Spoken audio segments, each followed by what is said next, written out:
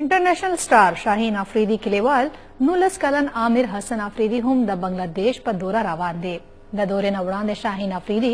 आमिर हसन त the bowling tips और गटवरे मशवरे हम वरखड़ी दे द आमिर हसन तालुक द लंडी कोतल पसमानदा कली वली खेल सरा दे पदे हकला बनूर तफसील गुरु द खलील जिब्रान पदे रिपोर्ट के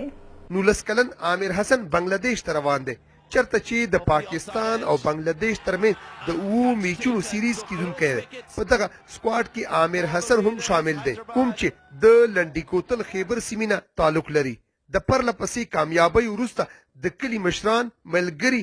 او خپل کلیوال انټرنیشنل سټار شاهین آفریدي هم عامر حسن ته د بنگلاديش دورې آګاهو د بالینګ ټیپس مشورې او د کامیاب مستقبل زیری ورکړي لدغه دورې په حق له عامر حسن خیبر نیوز ته وایي پاکستان په ستا ډومېسټک ټورنامنټ انډر 19 په اخ کې مو ډېر ښه پرفارم وکړل البته د پاکستان مې دویم نمبر بالر راغلم هغې کامیابۍ سره مو پاکستان انډر 19 ټیم له نامه راغله اوس په بنګلادیش ټور کو او هلته موږ 7 میچونه انشاءالله موږ دا کوشش ده په 7 میچو کې چې ښه پرفارم وکړو او خپل وطن او خپل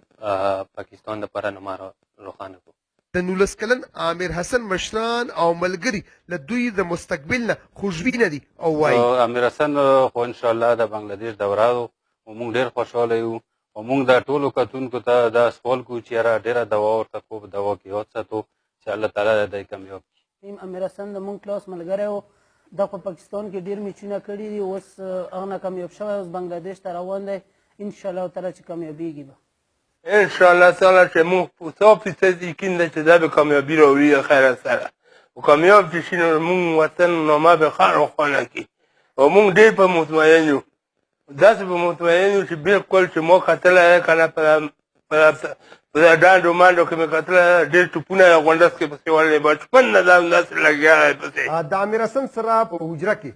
تاسو د دغه خاندان مشران او ملګري وینو سبا د لاهور ته روان دی او په 25 تاریخ باندې د بنگلاديش ټور ته روان دی د دغه ملګرو او د مشرانو دغه توقع چې عامر حسن به کامیابی راوړي او د ملک او قوم نوم به روښانه کوي د کیمرامین نورالامین افریدي سره خلیل جبران خیبر نیوز لنډي کوتل